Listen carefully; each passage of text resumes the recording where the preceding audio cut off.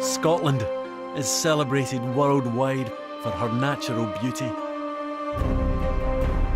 Her wild glens and moors.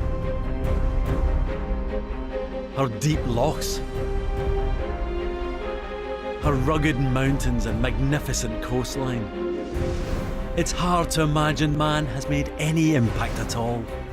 But every square inch has been affected by centuries of human activity. I'm going to look at how man made Scotland's landscape and how this history has shaped the present. This week, how our hearts, not our heads, have ruled the least understood landscape. The sea.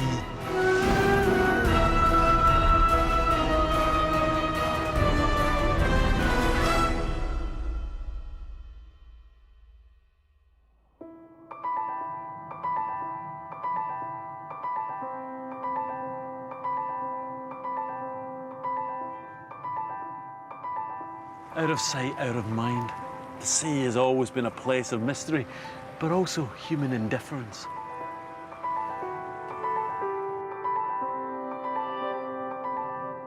For most of our history, the world beneath the waves was largely unknown. An alien landscape. We saw the sea in simple terms, as an endless and plentiful resource that would never run dry.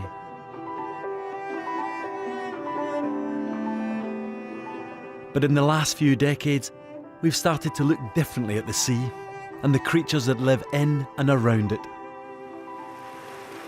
And some of the very animals that we once hunted to the verge of extinction are now protected and transformed into environmental icons.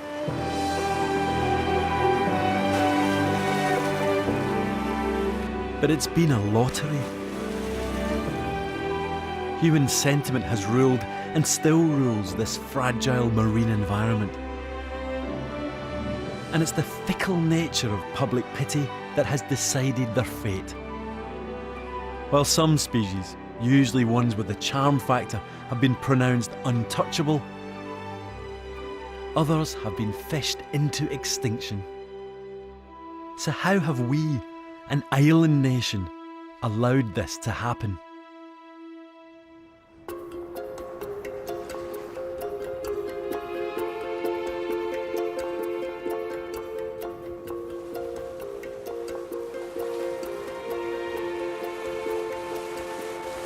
Man has lived by the sea for thousands of years.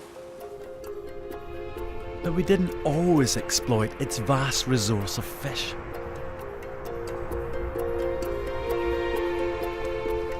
I'm 25 miles north of the main island in the Orkneys, and I'm heading over to that island there, Papa Westray, to find out just why it was that we developed our taste for seafood.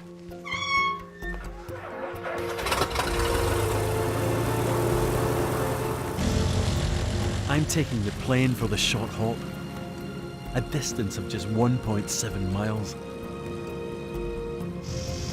The scheduled flight time, including taxiing, is 2 minutes. This is the shortest commercial flight in the world.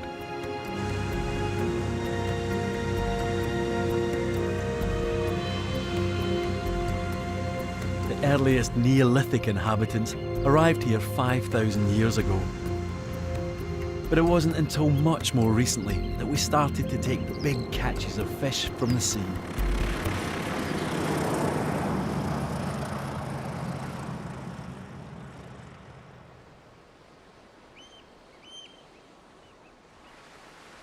On the northwest side of the island, coastal erosion has revealed a midden. A huge pile of discarded fish bones and limpet shells. For the last 10 years, Jen Harland has been analysing tens of thousands of fish bones from around Scotland. Hi, Jen. So this is where you've hidden yourself away. I couldn't find you. You're busy. Indeed. So this is a kind of rubbish dump of fish debris, really? That's right, yes, it's a fish midden. There's hundreds of thousands of fish bones deposited here. So if you get your eye in, If you look here, you can actually see this row, there's 4 cod bones articulating there from a cod tail. Something like that. I love how you just say it's from cod. I can barely see that it's fish bones, and you're saying cod. They are very distinct. You can normally tell them to species quite easily. So what time period are we talking about here? We're talking about 12th and 13th century for the main really dense layers of deposition in this fish midden here. And that's fairly typical. We get fish middens of that date looking like this all throughout Orkney and Shetland and northern Caithness as well. So why was it that around this time there was a sudden explosion in the exploitation of fish? There's a large number of factors, but one of the main things is the Christian religion. Right. Because seems odd, doesn't it? Christian fasting means that you have to eat fish, not just fish on Fridays, but fish on a lot of the other days through the year as well. And if you can't eat beef or lamb, you're eating things like fish. So it creates a huge demand all over Europe for That's intriguing. fish. So as religion sweeps across the land, suddenly people start eating fish in a big way. Yeah, there is indeed. Yep.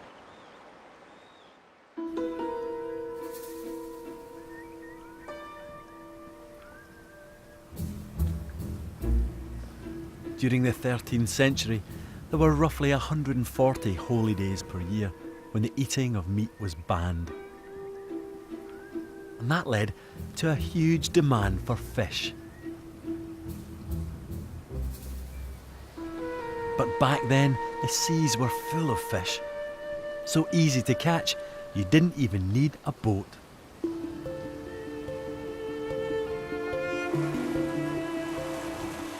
Most people driving by don't even give a second glance to this rather ordinary looking pile of stones, but although no one really knows how old these are, they are sure that they were used to catch fish.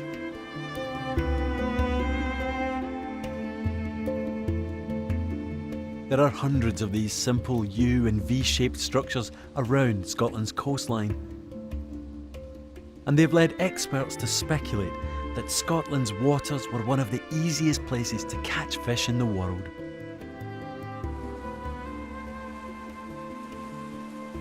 The waters were so rich that shoals were herded like sheep into these traps at high water. And when the tide went out, the fish were trapped by either nets or wicker gates.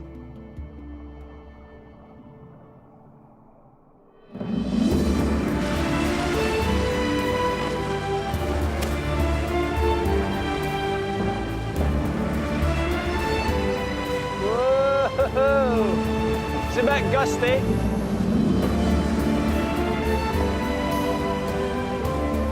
It's hard for us to imagine what the waters around Scotland would once have contained. So much has changed since back then, but the variety of sea life around our shores was staggering. The list was endless and included some real surprises, like bluefin tuna that once chased the herring, swordfish, 3 species of shark, and even grey whales. Scotland's seas were overflowing with life.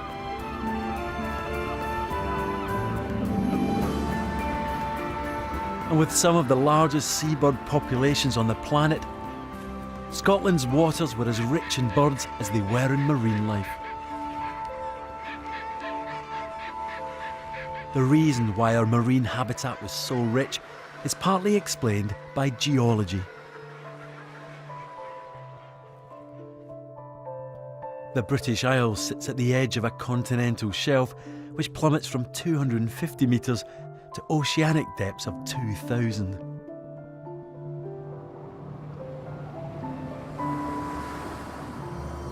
This is one of the longest geological structures on the planet.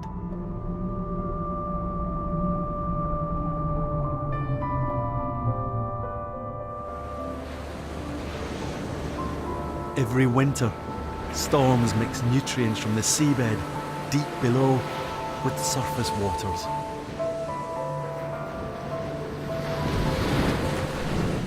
And in the spring, sunlight causes an explosive growth in plankton, microscopic organisms that drift with the currents. Scotland's seas are some of the most fertile on earth.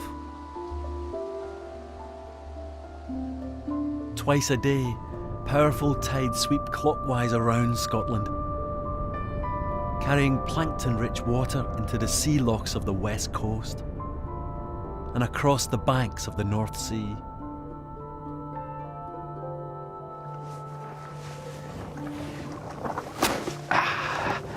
You know, a single bucket of Scottish seawater might contain as much as 4 million tiny plants and animals.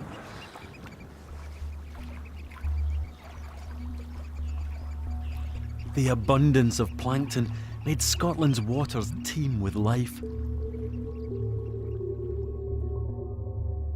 These tiny single-celled plants use the sun's energy to grow. They are the smallest creatures in the sea, yet are the basis for all other marine life forms.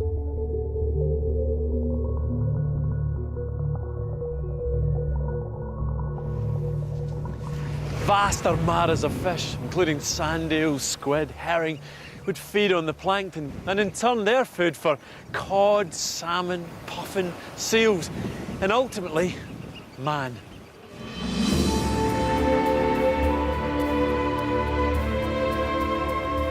After the Middle Ages, the fishing boats got bigger and faster. But it wasn't until the 19th century that the demand for fish exploded. Grab the yard. Come on, too put your much. back in it. Suddenly, the country needed cheap, abundant food, and Scotland's seas met the demand effortlessly. Out the block. Out the block there. We'll keep hauling, and look.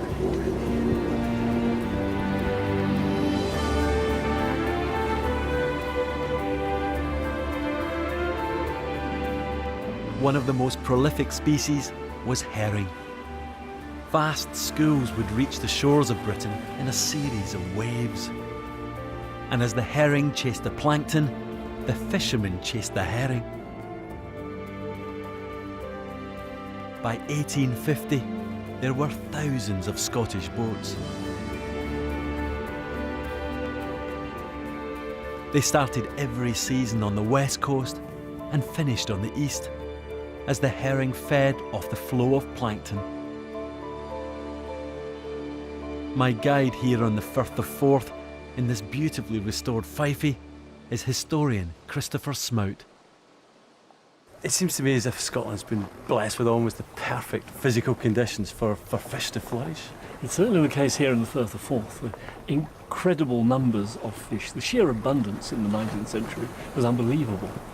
If you take, for example, the head of the Forth, the sprats and the herrings, they wanted to tell them apart. And the fishermen said, well, it's easy. You just put your oar in the shoal and you can tell from the resistance which is which, because they swim in a slightly different way. So that sounds like there was more fish than water? Almost, doesn't it? Almost more fish than water. Gosh, that's incredible. When they first discovered where the herring bred, where they dropped their eggs off the Isle of May, they said they were lying one tier upon another at the bottom over square miles.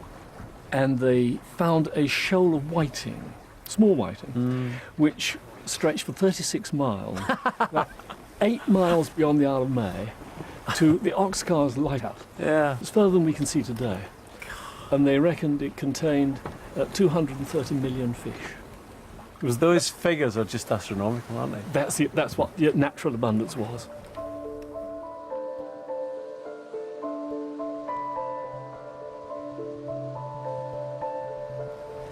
Herring was caught in drift nets like these, which would hang down from these floating buoys, and the fish would be caught in holes.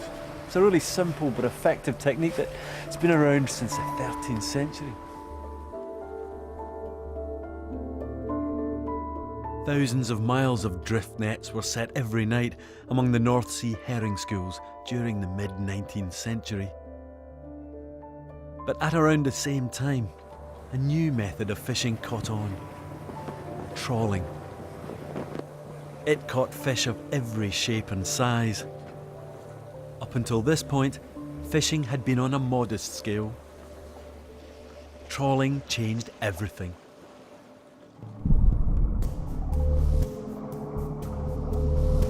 The trawlers used a net held open by a large beam that is dragged along the seabed. Capable of catching vastly more fish than the boats they replaced, this new method was controversial from the very beginning.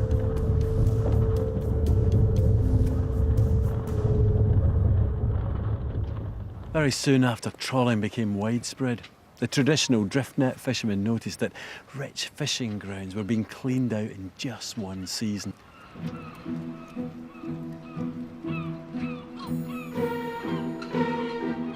Concerned about the impact of this new method on the marine environment and about their future livelihoods, the anger of the drift net fishermen was soon at boiling point. Forced by the growing number of complaints, the government of the day appointed one of Britain's foremost professional scientists to investigate the problem.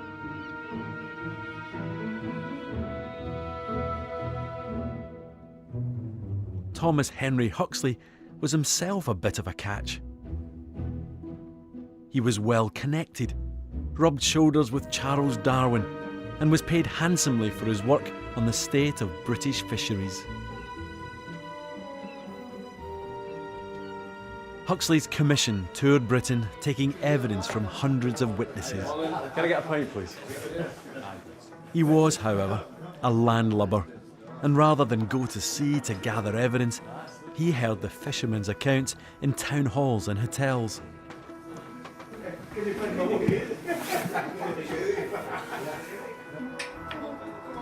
The statements came thick and fast.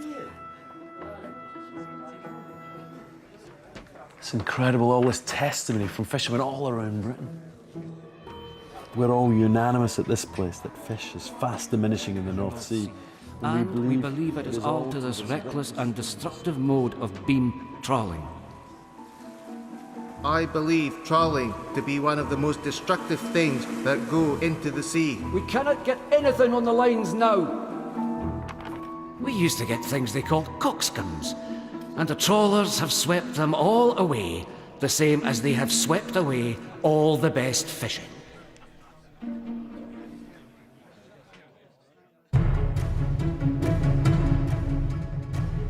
But the fishermen's concerns fell on deaf ears. Huxley's commission coincided with the advent of steam trawling. A technological marine revolution was underway.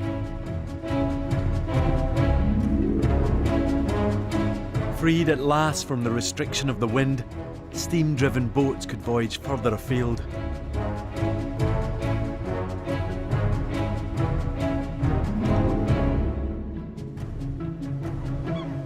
They trawled back and forth relentlessly, bringing home bigger and bigger catches.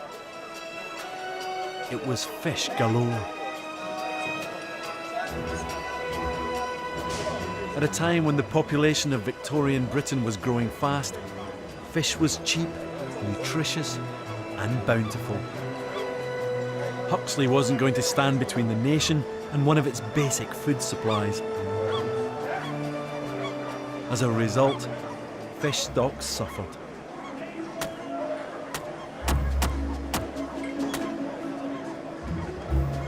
But the complaints and protests about the destructive nature of trawling didn't go away. Not only were the traditional fishermen still concerned about overfishing, they also claimed that trawling destroyed the seabed. So did the fishermen have a point?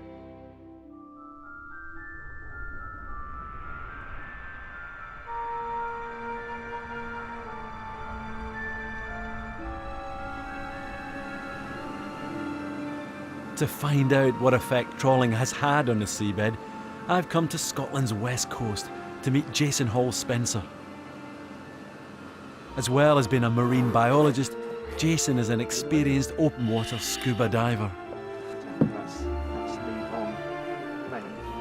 Today we take underwater exploration for granted, but back in Huxley's day, the seabed was largely unexplored.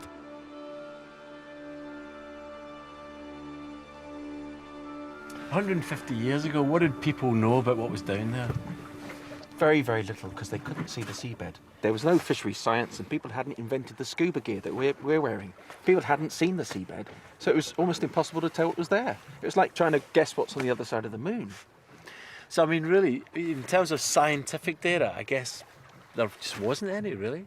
They'd started taking measurements of temperature and salinity and things like that, but they didn't know what fish stocks were there. Yeah. They assumed that they were almost inexhaustible, but you see nowadays that is completely wrong.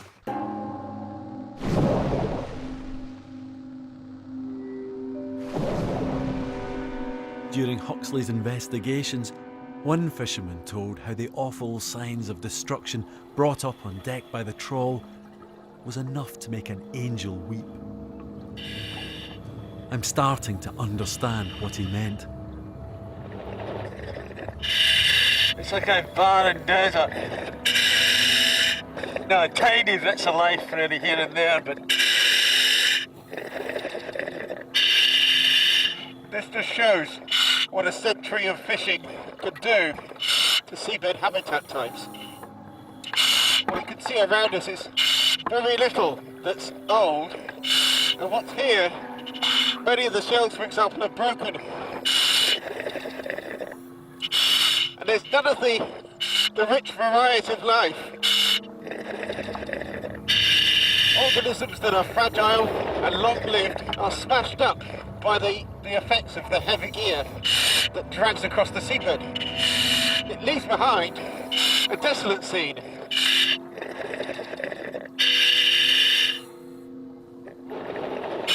Huxley just couldn't see this because they were not able to dive to see with their own two eyes what was on the seabed at that time. But now we know, without a shadow of a doubt, that dragging heavy fishing gear across the seabed causes long-term damage. So this is what trawling does. It's not looking good, is it?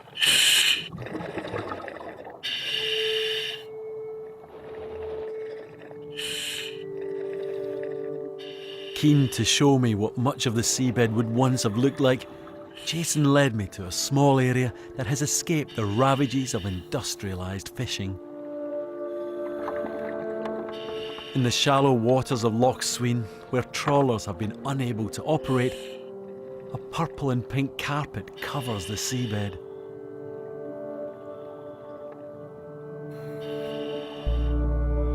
Known as Scotland's coral, merle is a calcified form of seaweed.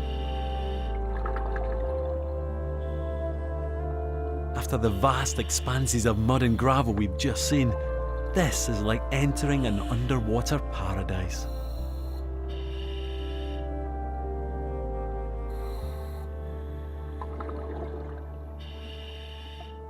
It is wonderful stuff. It's a fantastic slow-growing organism. Right, so how slow growing are they? It only grows 1 millimetre per year. Very, very slow growing. Wow, that's quite slow. They look absolutely stunning. I had no idea. I mean, this is just a few metres offshore, and look at it. Fantastic. Yeah, if you just look at these lumps and look carefully, you can see hundreds and hundreds of species living amongst the cracks. There's so much life just within my hand here. Probably 100 species all crawling around. It's just pretty incredible. I'm so pleased there's some areas like this left. You can see how fragile this stuff is. If you tow through with fishing gear, it just smashes into pieces, causing thousands of years worth of damage in one afternoon. And these are the sorts of landscapes we need to protect. Absolutely. Absolutely.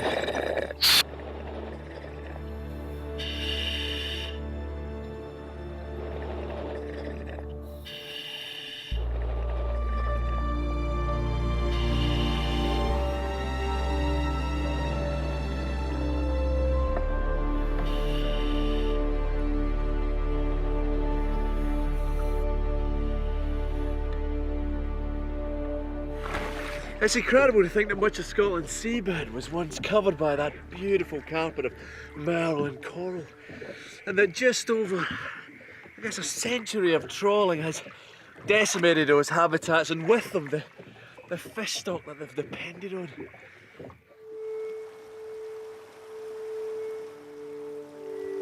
Huxley not only rejected the fishermen's concerns, he argued that trawling helped the seabed.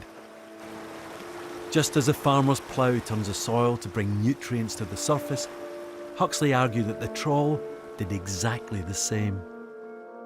Based on the Commission's recommendations, the Sea Fisheries Act was passed and allowed trawling whenever, wherever and however the fishermen pleased. Outside the fishing communities, the Commission and its findings went virtually unnoticed. Our marine landscape remained out of sight, out of mind.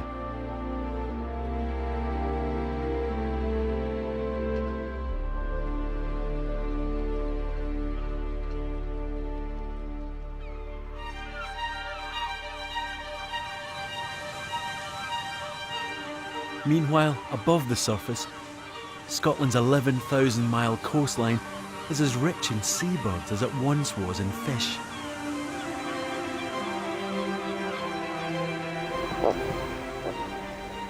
All of these birds depend on smaller creatures like sand eels that feed off the plankton. So the same rich habitat that sustained abundant fish stocks also supports some of the biggest populations of seabirds on the planet. Today, Scotland's coasts are home to over 5 million birds. That's nearly half of all the seabirds in Europe. And one of the main reasons for this abundance above the waves is that seabirds and their breeding sites are protected by law. So why is this?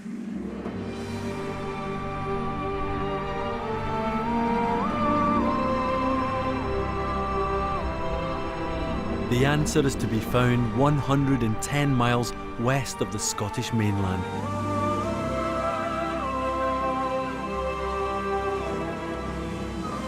The remote islands of St Kilda.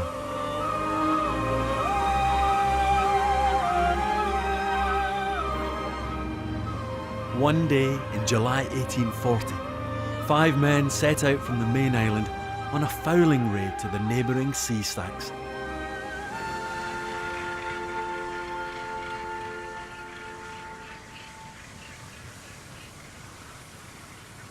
For St Kildans, seabirds were absolutely fundamental for survival. The birds provided the islanders with food, oil and feathers. But on this particular day, when they ventured onto the sea stack, they encountered a strange-looking bird. As they climbed up, they found lying asleep a great auk, which they caught and took back to their bothy. Flightless like the penguin, great auks were good swimmers, but clumsy and slow on land, making them easy prey for hunters. Huge numbers were killed in the North Atlantic for their meat, and by the 19th century, the population had declined so dramatically that the great auk had become a rare visitor to St Kilda. So when the men took the auk to their bothy, it's very likely that they'd never seen one before. They kept it alive for 3 days, but meanwhile, a great storm reared up. Unable to get back to the main island, they hunkered down with their newfound friend. But then a thought crossed their mind. Perhaps this wasn't a bird at all. Perhaps this was a witch that could conjure up great storms.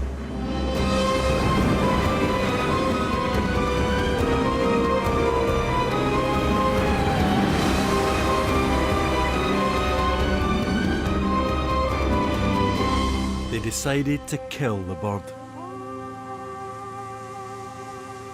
The loss of the last great auk in St Kilda was followed by the killing of the world's last pair in Iceland 4 years later.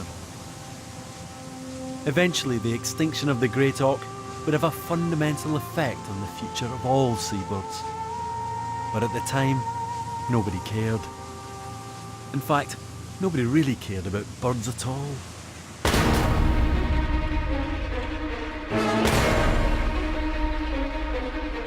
back on the mainland, they weren't killing seabirds to eat. They were shooting them for sport. In the late 19th century, cheap shotguns created a revolution in the affordability of recreational killing. And ordinary tourists were able to take part in shooting trips, which they did all over Britain. At the Bass Rock in the Firth of Forth, even the Prince of Wales, future Edward VII, took part. He went there in 1859, and it was reported the Prince enjoyed some shooting and brought down a number of gannets.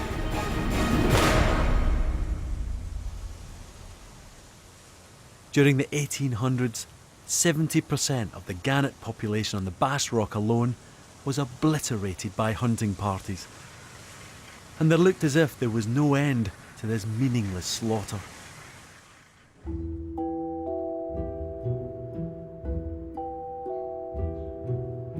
But then, one day, a chance discovery by a Cambridge University don changed everything.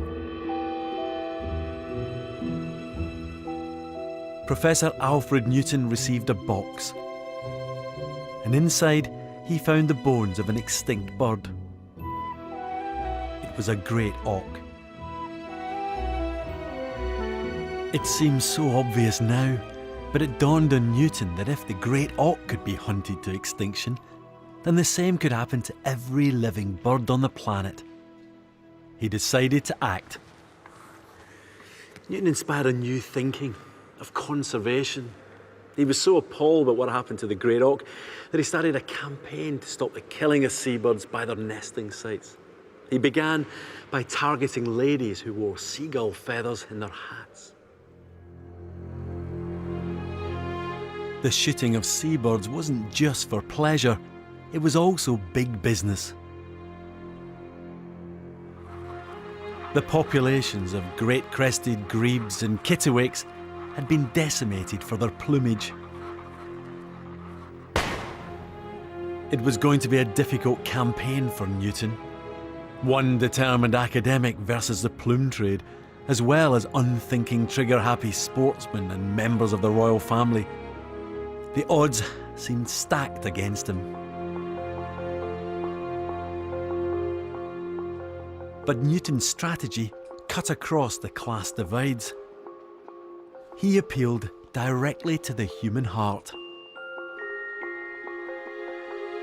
In a speech to fellow scientists, he warned, "Fair and innocent as the snowy plumes may appear in a lady's hat, I must tell the wearer the truth. She bears the murderer's brand on her forehead." Moved by the plight of young birds left to starve on the nests after their parents had been shot for plumage, British women turned to fruit and flowers rather than feathers. Newton had taken a must-have fashion accessory and made it deeply unfashionable. Newton's campaign was a success. His actions led in 1869 to the first ever conservation law, which banned shooting during the breeding season. Newton's campaign also paved the way for the founding of the Royal Society for the Protection of Birds. These crucial first steps had moved the public to change their attitudes to seabirds. The birds were far from saved, but it was a start.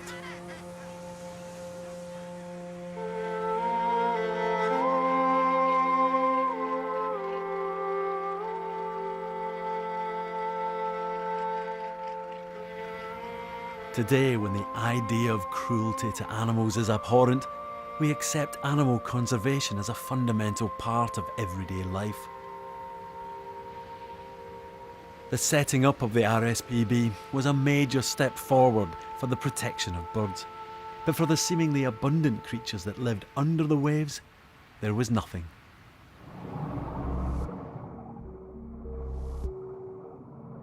Here, the story continued to be take, take, take. As the technology and efficiency of finding and catching fish improved, come the 20th century, virtually every species became a target, however small or however big.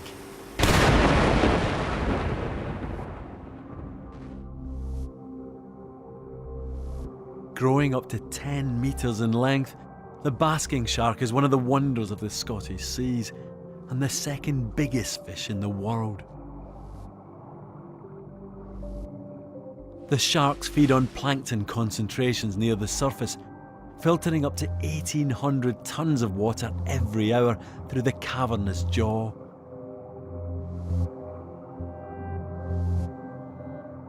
Seen as a valuable resource, their sheer size made them a target.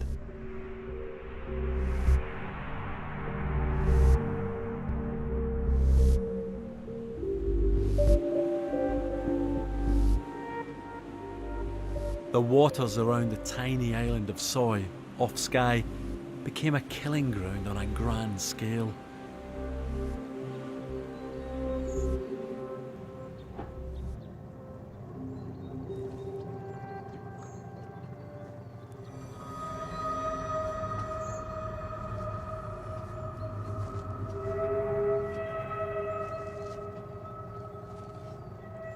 Now abandoned, this basking shark station was set up by a former Special Services officer just after the Second World War. This must have been where the truly awful business happened of hacking up those huge beasts with axes, saws and knives. It must have been a bloody mess.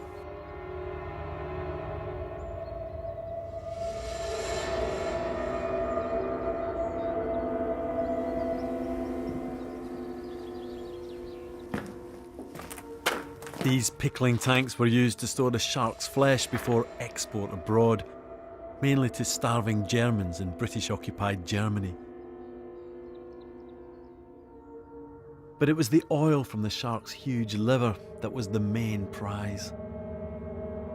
At a time when dairy products were strictly rationed, shark oil was an essential ingredient for the butter substitute, margarine. It's just so odd to think that all this carnage took place in such an idyllic setting, set against the backdrop of the Coolin Mountains. It just seems so peaceful here.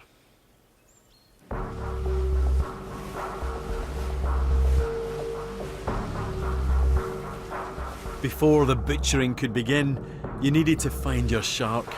For that you required a sturdy boat, a keen eye, and a harpoon.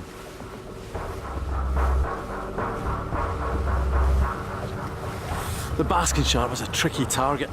The helmsman and the harpooner had to work hard to keep the boat close to it. The gun itself was positioned here in the bow where they could get a really good shot. We designed harpoons like this with these retractable barbs. Basically, once that went in, there's no way it was coming out.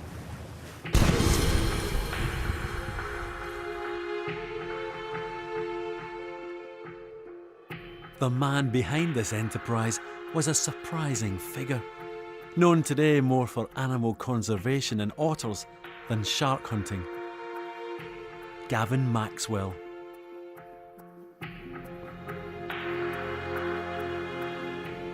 Grandson of the Duke of Northumberland and brought up on the hills of southwest Scotland, Maxwell spent much of his youth stalking wild game and was an expert shot. At sea, he proved to be as successful a fisherman as he was a hunter of game. He and his crew killed hundreds of sharks. But he was a poor businessman. Maxwell never turned a profit, and the ill-fated endeavour lasted just 3 seasons. The only good thing to come out of the venture was his first book, which became a critically acclaimed hit.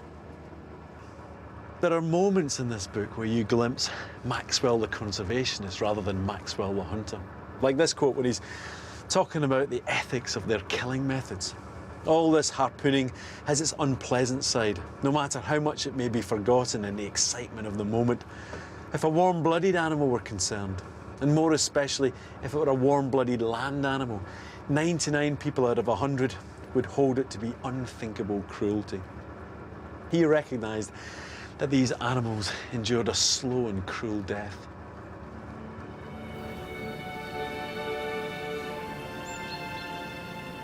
Maxwell's experiences changed him forever.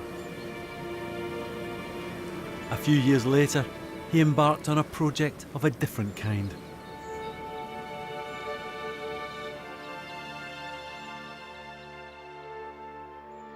Drawn more and more to the seductive beauty of the landscape and wildlife, Maxwell stayed on Scotland's west coast, but his interest turned from hunting to animal conservation. In 1960, Maxwell published Ring of Bright Water, an autobiographical account about how he raised a wild otter. He shared his food, home, and even his bed with the otter, which he called Midge. Their adventures together touched the hearts of readers, and the book became a bestseller.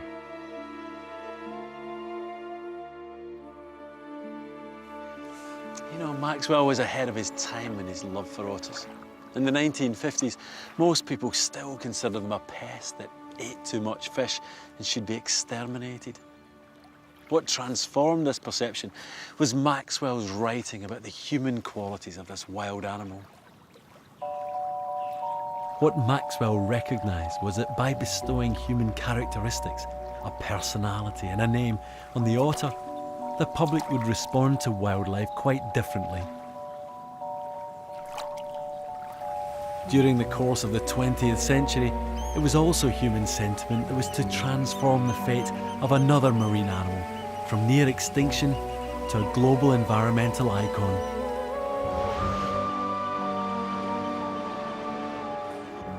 Over centuries, the grey seal had been slaughtered on an astonishing scale to supply demand for oil and skins. Unlike other seals in the UK, the grey seal comes ashore to breed, making it an easy target for hunters. As a result, grey seals had to find places further and further away from man.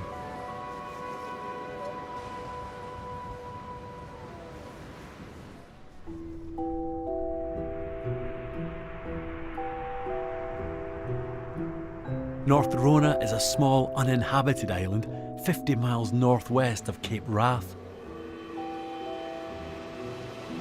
Known as one of the Lonely Isles, this is the remotest and least visited nature reserve in Britain. Home to thousands of visiting seabirds, the island also hosts one of the largest breeding colonies of grey seals in the UK.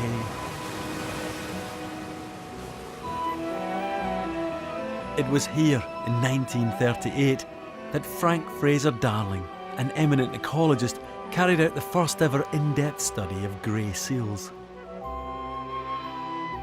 Fraser Darling had quit his comfortable salaried life working in animal genetics in Edinburgh, uprooting his wife and 8-year-old son to travel to North Rona.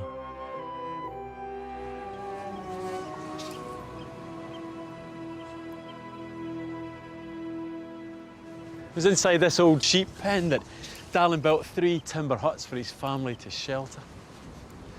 I mean, they had corrugated iron roofs, so with this wind, it must have been a noisy old place to be, but this is where he wrote his detailed journals about seal behaviour on the island.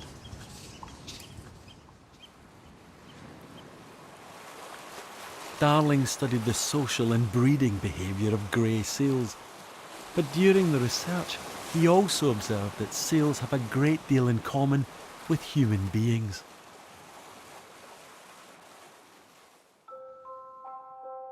When he writes about seal pups, he says, "There is no creature born, even among the greater apes, which more resembles a human baby in its ways and cries than a baby grey seal."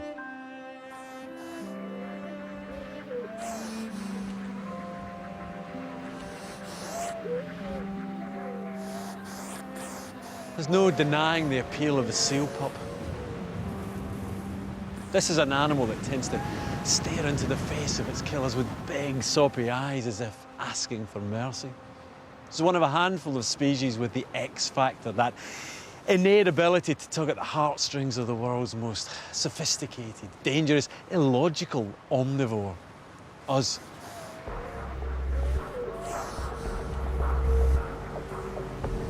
And it was this X factor which would ultimately be the saving grace for the grey seal.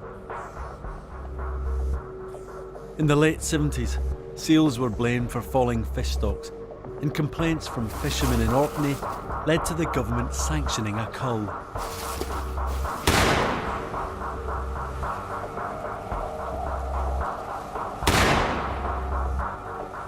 In Gavin Maxwell's day, just 40 years before, a brutal event like this would have been less conspicuous.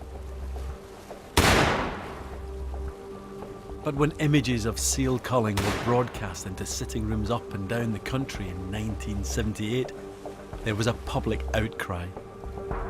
Nature's future was about to be determined by human sentiment.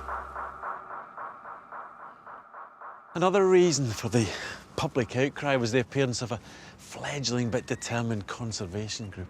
The Greenpeace Foundation had made their name trying to stop the killing of whales on the verge of extinction. Now, they turned their attention to the Orkney seal cull.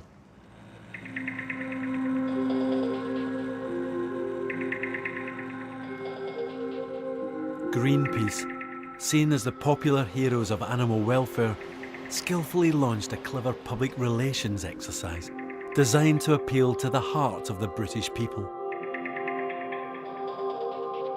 They fed the press and media with images from around the world of man's brutality to seals, as well as questioning the accuracy of the scientist figures used to justify the seal killing. 40 years after Frank Fraser Darling compared seal pups to human babies, Greenpeace used precisely that imagery to press the emotional button on the British public.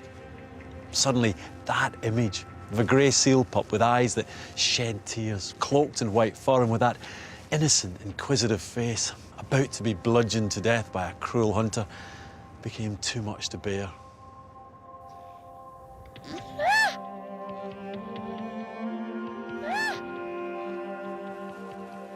The Greenpeace approach worked. Downing Street received 14,000 letters in protest and announced a halt to the cull. An opinion poll at the time revealed that a huge majority of the protesters weren't aware of any of the arguments for or against. They just wanted the killing stopped.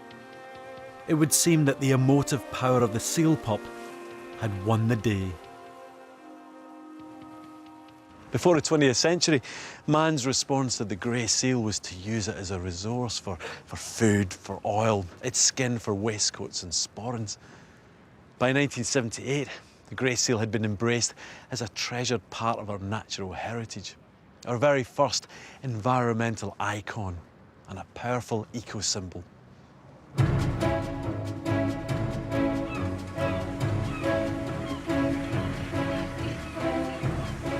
This transformation of fortune for seabirds and seals only happened when they were hauled into public view and people became outraged. But the rest of marine life under the sea remained out of sight, out of mind. Over time, the sheer quantity of fish taken from the sea by trawling began to have dramatic effects on fish stocks and the wider maritime environment.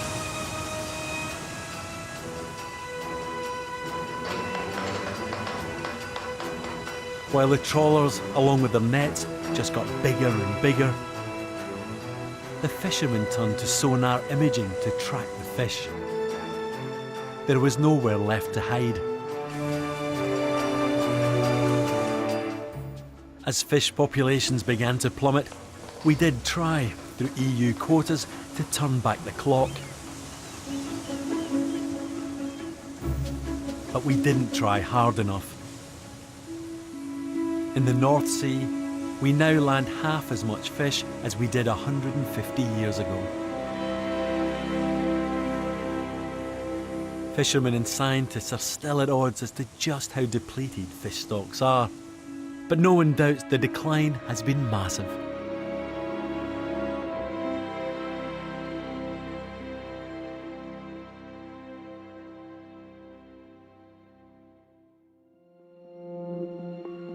And it isn't just fish stocks on the east coast that have suffered. It's the same story in the west. Loch Fyne in the Firth of Clyde was once known for its abundance of halibut, cod and herring. Today, they've almost all gone, as have the communities and livelihoods that have depended on the sea for centuries. A result of too many boats, with too much technology, chasing too few fish. This fish finder tells its own story. This is showing you a picture of the seabed, so you've got the depth going down there, and as you can see, the seabed, not much left. Ruth Thurston is part of a team of marine biologists that have been looking at the state of fisheries in the Firth of Clyde. I mean, I'm amazed. This is Loch Fyne. This is one of the great fishing Fishing grounds. Yeah, and it's absolutely... We've been looking at this for minutes and nothing's come through. Mm-hmm. Yeah, it's very different to how it used to be. Yeah. Over the last 7 years, there have been virtually no commercial whitefish landings on the Firth of Clyde. The only creatures left in any abundance are the prawns, which thrive in an environment devoid of predators like cod. It sounds like fishermen have been kind of working their way down the food chain. Yes, they have been doing. They started with the predatory species, and now they are really at the bottom of the food chain, and we are now eating species that we wouldn't have considered eating many years ago. Prawns and clams and those sorts of species, which is worrying because if those species decline, then there isn't much left for people to catch. So we do need to start thinking about how we can recover other species.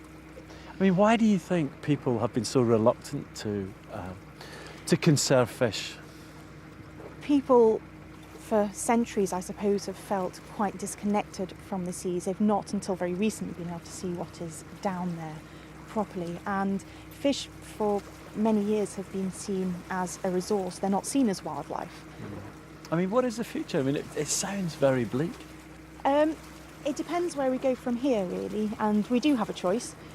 We either carry on fishing the way we are doing, and that means that we're probably likely to have very little left in quite a short period of time, or we can start protecting and managing the seas well. The best way to do that is if you create areas where you halt destructive fishing practices, and some areas where you may create areas where there's no fishing at all. Fortunately, exactly this advice is taking root. After decades of neglect, there are signs that our marine landscape is no longer out of sight, out of mind.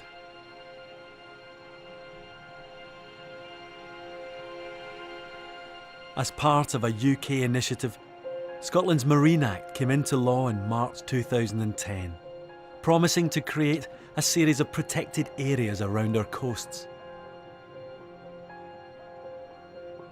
And there is one such area in Scotland where this has already happened. Concerned about the damage caused by the trawling community, campaigners on the island of Arran spent 15 years lobbying government for a no-take zone, a designated area of sea and seabed from which no marine life can be removed. Approved in 2008, Scotland's first no-take zone is a small area, just over 1 square mile, in Lamlash Bay. It really is a drop in the ocean, but a significant achievement nevertheless. The seabed here is now a haven for nature to start recovery. A man-made sanctuary protected from the biggest predator in the sea, ourselves.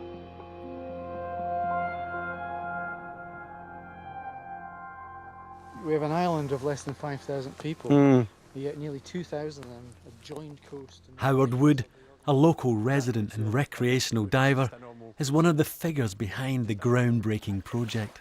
I've been diving since 1973, and it was quite obvious through the late 70s and the early 80s that species that we could see, like place and skate and rays were slowly disappearing. And by the mid-80s, quite often you wouldn't see any at all. So is your hope really that over the next decade or so these things will start springing up all round Scotland's coast? If the Scottish Government is serious about a recovery in the marine environment, this is one way forward. It's not the total way forward. It's not a panacea. It's not going to solve all the problems, but it's a very essential part of it. We're a generation that have just taken from our natural resources, and it's time we started thinking about how are we going to feed the next generation in 50 years' time. This isn't about stopping fishing. This is about increasing the amount of fish and shellfish so we can feed ourselves in 50 years' time.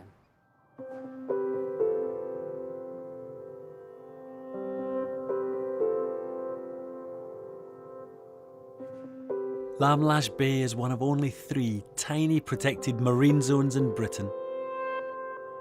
And as the seabed takes many years to recover from 2 centuries of trawling, it's too early to see big changes yet. The human heart has played a powerful role in the fate of certain marine animals, creatures with the X factor. But we can't go on like this because it discriminates.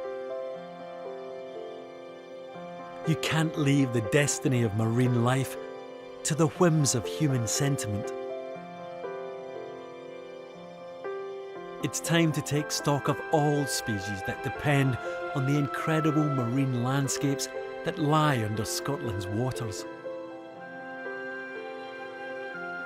Before it's too late.